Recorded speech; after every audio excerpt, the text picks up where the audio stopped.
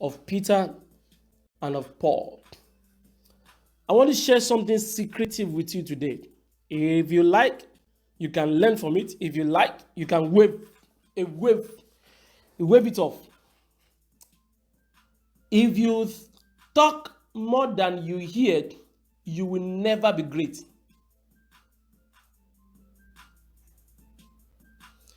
If you use your mouth more than you use your ear, you will never be great. When God created Adam, He gave him responsibility. Adam was the one that passed the responsibility to Eve. So unfortunately, Eve violated God's responsibility that was given to Adam. When God came, we all know the story. He said, the woman that you gave me. So God asked Adam, because that was the person that was given responsibility. Adam took the responsibility and passed it to the woman. The woman said it was the serpent. The serpent did not say anything. That was why the devil became the god of this world. Anyone that can stomach pain, that can accept responsibility, that person is the real leader. So the devil did not pass the responsibility to anybody. He took it. He said, yes, I did it. So he became the god of this world. The same trick was about to be used on Jesus. After Jesus Christ was captured, Pilate asked him, he said, are you the king of the Jews? The Bible said, Isaiah said, he opened not his mouth. He was led like a sheep to the slaughter. Do you know why? Anytime you give excuses, they have deleted your name from the list of greatness. I will say that again. If you give reason why things are not working, you will never be given more responsibility. I have a lot of affliction with the military here. They gave you a mission and they gave you men. They said, go get it done. I want you to think about it. Jesus did not say anything. These are the reason, or one of the reasons why Jesus Christ still became the King of Kings right now. Because he took that responsibility from the devil because he kept his mouth quiet. You will never be great until you understand the pain of leaders. The burden that they carry that they can't share. This is where I put it. I said, never envy successful people. Rather, ask them of the unshared pain. Ask them that you want to know about the unseen tears and undiscussed trouble. I pastor in a couple of churches, and sometimes the money that I want to give to my wife to cook for me, that is the money that some people need in church. And I come back home, back home, my wife said, where is the money? I said, I don't have. When I was doing my Master of Divinity, I flew from Tulsa to Texas for 2 years. Every weekend. I was so tired, but there is nobody to talk to. I can't hold back. I cannot give up. I pushed. I pushed. I pushed. I pushed. I pushed. I pushed until God said it is time for you to leave. If what I'm saying right now, I'm going to share a little bit of my story. If you ever have time right now, you're online, just go to Winners Chapel, Los Angeles, in California, and ask anybody. It might be some new people because I left in 2015. He said, do you know Brother Rotimi? Winners Chapel, Tulsa, ask for this little boy. Winners Chapel, Oklahoma City, ask for this little boy. Winners Chapel, Houston, ask for this little boy. Winners Chapel, San Antonio, ask for this little boy. For you to be impactful, you have to be ready to take responsibility. Samuel was being diligent and be working day and night. One day, the leaders of Israel just told him, he said, Samuel, give us a king.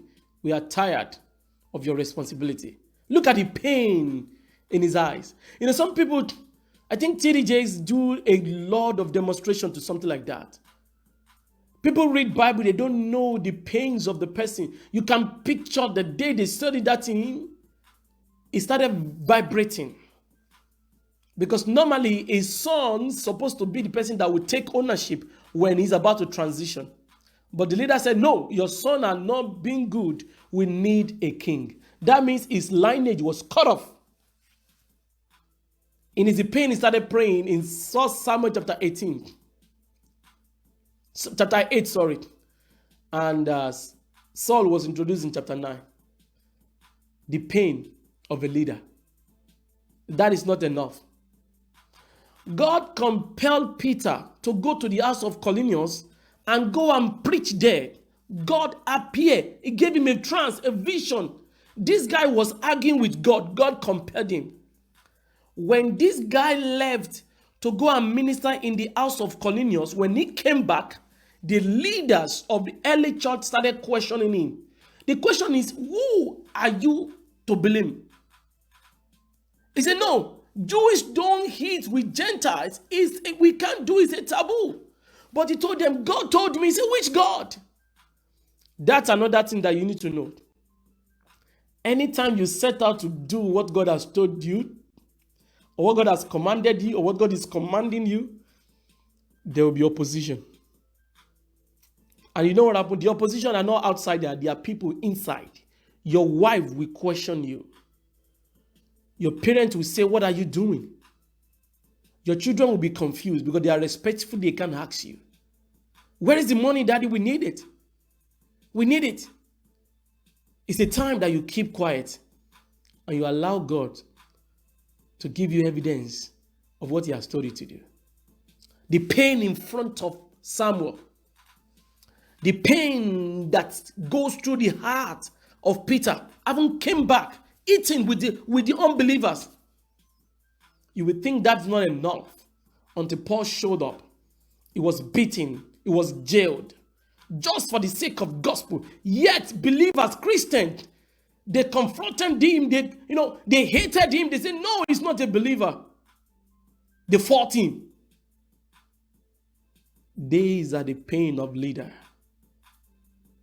You cannot be great without somebody fighting you. Imagine that the person that is in charge of Jesus Christ's money was the person that sold him for money. Think about it 1 minute, please. This guy was the one in charge of money. Then there is nothing like auditor. Whatever he said, Jesus, this is what we make today. We spend it, balance carry down. Jesus Christ said, okay, Philip, check it. Everything is good. These guys, I'm talking about Judas Iscariot, sold Jesus for money.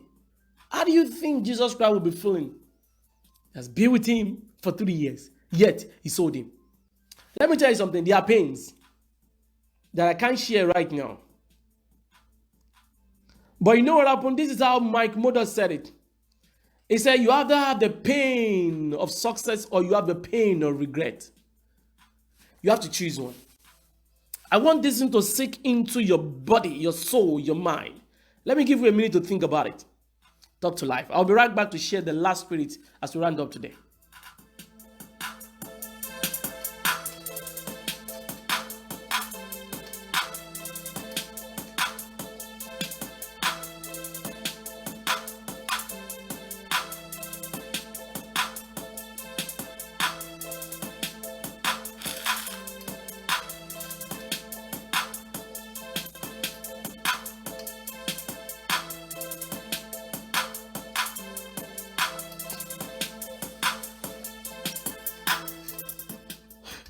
Welcome back. This is Talk to Life. Early morning unlimited inspiration with Bishopdavidoyedepo, the secret man here. I help you to see God's provision to life, your responsibility in life, and your desire to move forward. This is Bishopdavidoyedepo. This is me talking. All these words are never copied from anywhere. They are direct inspiration from God. That's why I call it early morning unlimited inspiration. If you don't know, I live in the United States, not in Nigeria. I never live in Europe. I live in America, not America, United States. I live in Tulsa, Oklahoma, if you want to know. This is 21 minutes after 1 a.m. And I'm sharing with you from my mind right now. One thing I just ask of you is that please pray that God should give you all the Spirit, because without it, you cannot get the best of life.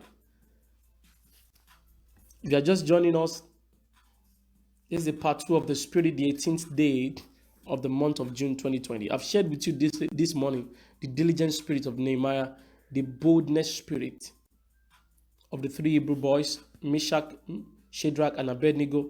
I've shared with you the confident spirit of Daniel. I shared with you the leadership burden spirit of Samuel, of Peter, and of Paul. So let me round up with this. In case you don't know Nehemiah. Okay, let me start from the beginning. In case you don't know Queen Esther, the deciding spirit of Esther, you've never met Esther.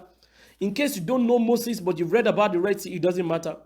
In case you don't believe in Jesus, in case you don't know what Ruth did that makes her to make the genealogy of Jesus Christ, in case you don't understand what the apostle got when they're waiting in upper room that makes 3,000 to be added when Peter spoke after the incident of 50 days at upper room, in case you don't understand the diligent spirit of Nehemiah, in case you don't care about the bold spirit of the 3 Hebrew boys, in case you don't know the confident spirit of Daniel, in case you don't want to subscribe into the leadership burden spirit of Samuel, of Peter, of Paul, and of Jesus Christ, let me share with you about just one man that if you are living in this world right now, that you will know about. I call it the daring spirit of Bishopdavidoyedepo, an architect that was on a mission to go and see his friend, and he met their absent, and God called him. In an 18 hours vision, God gave him an assignment to go and preach the word of faith by liberating the world. 18 hours. He got it. He started a small fellowship in his town in Kwara State. And God gave him an instruction. Hey, arise, get down to Kaduna, a land of persecution. He started. They asked him, Brother David, what are you here to do? He said, I'm here to take over the land. God helped him. He took over Kaduna. The church became the church in Kaduna. They asked him again, hey, what is your mission in Kaduna? He said to talk about all the northern part.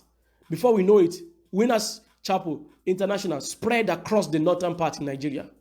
They asked him again, before you know it, hey, what is your mission in the north? He said, I don't have a mission in the north, I have a mission in Nigeria. Before you know it, Winners became the church in Nigeria.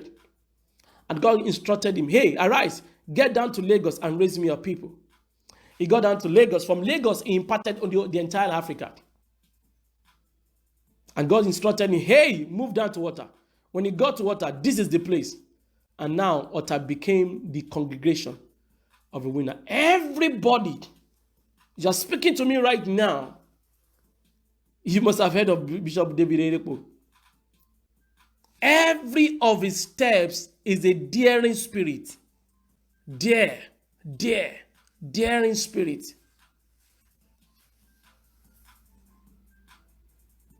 I want to ask you a simple question. Why is that Pastor David Jr. did not start from a smaller church to pastor Winners? Why not a church of 50 people, 30 people, 10 people? He started his career in Winners Chapel as a pastor. He was the one in charge of the entire Europe, Winners Europe. He was in England then for years. That was the first assignment that he got. The second son of Bishop Oyedepo was Pastor Isaac. He's in charge of Maryland Church now. When he started his career, he started in Winner Chapel, New York. He was called back to Africa. He was in Winner Chapel, South Africa. After then, he was called back from South Africa to Abuja. Everybody knows what he's doing. It's another line on its own. And now he's the one in charge of Winner Chapel, Maryland. Why is that these two sons of Oyedepo will never start in a smaller place? When Bishop started, it was 3.5 members. What makes them not to start as a 3.5 member? I want to tell you one secret. The things that you don't do today, you have given it to your children to do it. The fight that you don't fight today, your children will fight tomorrow. I want you to dare to be different. Try something that your parents have never attempted. Move in a direction that other people don't want to go. Dare something, dare something, dare something, dare something. If you don't possess a daring spirit, you will soon end as a dreadful. Nothing will be assigned to you. When Bishop, there's a time for Bishop to move to altar. He came at night by himself and started blasting tongue in the bush. And the place became a city now. Do you think you will ever amount to anything living the life that you are living right now? You are just comfortable paying house rent and you think that is life. They have given you 100,000 as paycheck. You think that's money. The first thing I want you to do today is to change your friend, delete some number, go on Facebook, delete some people. These are the first thing that I did when I gave my life to Christ in 2008. I want you to shrink yourself so God can develop, you can develop capacity to go. Because if you want to fly, you have to go light. I flew from June 2016 to May 2018. And I flew every weekend from Tulsa to San Antonio to go and pastor Winner Church there. And anytime we are about to leave the airport, they will count the number of people in the aircraft.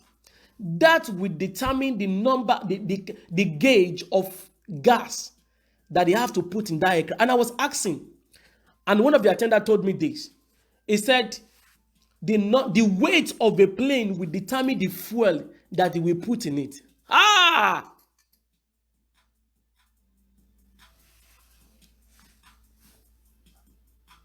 If you want to go high, you have to go light. I'm trying to say all these things to you right now. Is that you have to dare something. Start that business. Start it part-time. Let it fail. It doesn't matter. Try it. Make sure you try it. One of the things you're going to regret in life is not what you tried that failed. It's what you failed to try. I'll be right back as we round up for today. Remember to talk to life.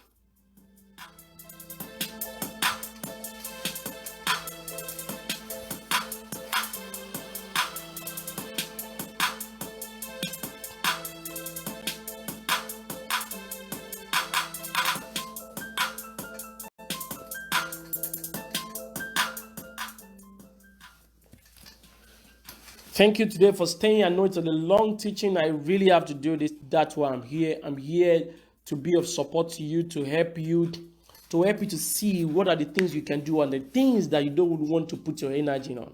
The 10 spirits, if you can possess them, I promise you, you're going to be best at it. I'm going to turn into a video. Some people are working on it, and I will let you know once the video is out. But I'm going to call them right now from behind, from the list, to the first one. I call it the daring spirit of Oyedepo, number 10. Number 9, the leadership burden spirit of Samuel, Peter, Paul, and Jesus Christ. Number 8, I call it the confidence spirit of Daniel. Number 7, I call it the bold spirit of the 3 Hebrew boys. Number 6, I call it the diligent spirit of Nehemiah. Number 5, I call it the waiting spirit of the apostle. Number 4, I call it the following spirit of Ruth. Number 3, I call it the determining spirit of Jesus Christ. Number 2, I call it the fearlessness of Moses. And number 1, I call it the deciding spirit of Queen Esther. Thank you, and let me round up with this. One of my mentors, his name is called Pastor Korede Kumaya. You can search him. He's a powerful man of God. He has taught me a lot of stuff. He was teaching on the subject. He called it Intelligence Shortcut, ISC. And I'm the kind of person, I don't believe in shortcut because I believe shortcut will cut people short. There is a law called the law of 10, 10, 110, and 100. That whatsoever you don't do right in the first time, by the time you want to do it right again, it will cost you 10% more. By the time you don't get it right the second time, if you want to try the third time, it's going to cost you 100% more. If I'm lying, you can Google this rule, this law. It's on the internet. It's not my law. So I said I don't like shortcut. So now I started listening to him about that subject of ISC, intelligent shortcut. And I realized what he said. He never said go for shortcut. He said go for intelligent shortcut. What is intelligent shortcut? Intelligent shortcut simply means locate people who has achieved what you want to achieve, pattern your life after them, and you will quickly get what you want. You will quickly, duplicate what you see. So all this spirit I've showed into you, don't you know you should start praying about it right now and start taking steps towards it. I appreciate your attention, your capacity, your peace to stay to the end. I want you to know, if you don't talk to yourself, the world will disrespect you. King never got punished. They never administered punishment to king. It's a king that administered punishment to people. I want you to change your life, change your word, take ownership of your life. And that cannot be done sitting around. You have to possess the spirit of lion, of champion, if you want to be one. Once again, this is Talk to Life, early morning unlimited inspiration with NewDawnTV. Here I help you to see God's side of life, your responsibility in life, and what you need to do to move forward in life. I will be back here tomorrow, immediately after coming out of prayer, to share with you another powerful message. You don't want to miss it. So help me right now before you end up. Just click share and subscribe if you're on YouTube. Follow me on Facebook. I have my personal page. That's where we're going to move this program to very soon. It is called I Am Rotimi Ade. You will see it. It's my page. I want you to please follow me on that page. You will see so many videos I've done. And one more thing I want you to do for me. There is a video that I just released. 2 videos that I just released. I call it seven secret that I learned from my mother. 7 lessons that I learned from my mother. You want to watch that video. I promise you. You want to watch it. It's on YouTube. It's on Facebook. You want to watch it. Watch it and send me back your feedback, please. I really want to read what you think about it. And the recent one that I did is what I call life is not fair. And is it true that life is not fair, or it's you that's not doing what you're supposed to do? Please watch all this video and get back to me. Know that I love you. And remember this, if you forget everything that I've told you, you are designed for your royalty. You are designed for royalty, and you cannot afford to settle for less. Once again, thank you. I'll see you same time tomorrow. And if you like prayer, join me by 12 noon Central Time in United States. I use Central Time because that's where I live. 12 noon, I pray from 12 to 1. And in the evening, Central Time, it's going to be from 6 to 7. You need prayer. You need prayer, especially for this spirit that I just shared with you. You need prayer. See you same time tomorrow. Be blessed.